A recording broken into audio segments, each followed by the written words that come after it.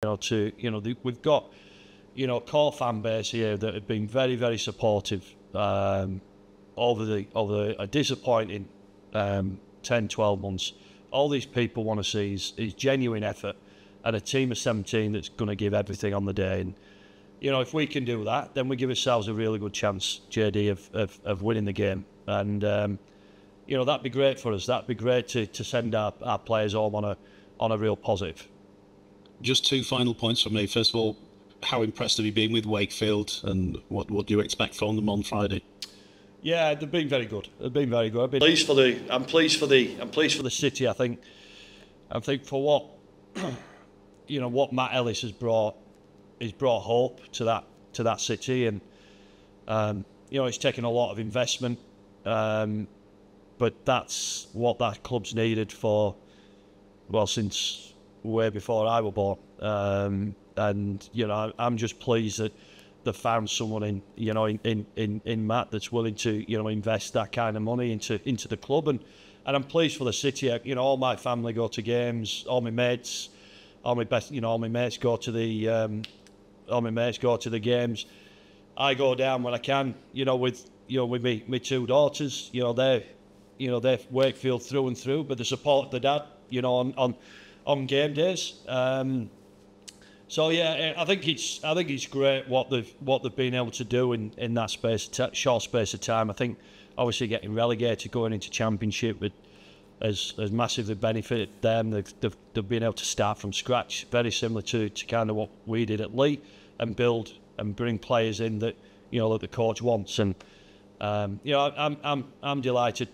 I'm delighted for them. But having said that, still want to beat them on Friday night. Just on Wakefield, obviously, as you say, they've gone down, come back up. Matt's put a lot of investment and a lot of finance into that club. Do you see a trajectory there that maybe you guys can follow? Obviously, Martin's invested heavily in the club, isn't he? They've done some smart recruitment over the last couple of years, Wakefield. Do you kind of see a path that you could follow with them? Yeah, definitely. We've got a lot of players. We've got a lot of players off contracts this year, and there's going to be a hell of a lot of change. We're not going to be able to change everything overnight, but I'd like to think by 27 we've got the team that Ryan wants, or that we want as a club. And yeah, we're probably having to take a couple of steps, but we've had to take a couple of steps back to make some big strides forward. And yeah, I'm hopeful that we can learn some lessons of what Wakefield have been able to do in the recruitment, how cute they've been. Yeah, I think Steve Mills has done a great job in that the recruitment aspect. I know what a difficult job it is, and I know what it's going to be like for him next year when you've got players that probably feel that they're worth more money, and it's very hard to they're coming in for extra 30, 40 grand at the end of the season. So I know how difficult it is to. That part is to manage, but yeah, we can take a leaf out of Wakefield. But I think we are trying to make improvements off the field, and small improvements, and we'll continue to do that through the off season. And you can see we are trying to make some big strides as well with the coaching setup. There'll be some changes around the performance side, and obviously, yeah, the recruitment's so important for us this year. On Tom Amone, just quickly, sorry, is it likely to eat into his start of his pre-season at Hull KR, that injury, or do you suspect he might be right for that? No, I think he'll be fine for that. I think he'll be fine. I think I'm just trying to think. If Hull KR get to a grand final, it'll probably be early. Back end of November when Hull KR go in. So. Mate, he'll go home. He'll get some time at home. He's got a rehab program that he knows he's got to do, and we'll spend these next couple of weeks. I'll spend these next couple of weeks with Tom, and he's just walked past there in his crutches. He's still on crutches, got a boot on. What I will say about Tom is a fantastic guy. He's been an unbelievable signing for me, but he's been an unbelievable leader for Castleford Tigers as well. And every time he goes on that field, he wants to be the best version of Tom Amone. He wants to go and hurt people, and I'm just disappointed that it doesn't get to doesn't get the send off that he wanted today, because I think he really deserved it. He's given everything for this club in this short space of time, and but yeah, I'll have a good time with these next couple of weeks, you know, and I'll be sad to see him leave. Just lastly from me, I know the playoffs obviously is long gone, but you can still finish as high as 9th this year. I mean, do you place any importance on that as a group, that, you know, you can get on a bit of a run, maybe start some momentum early for next year, finish as high in the table as possible?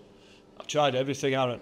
I've tried talking about everything. Yeah, I know where we can finish.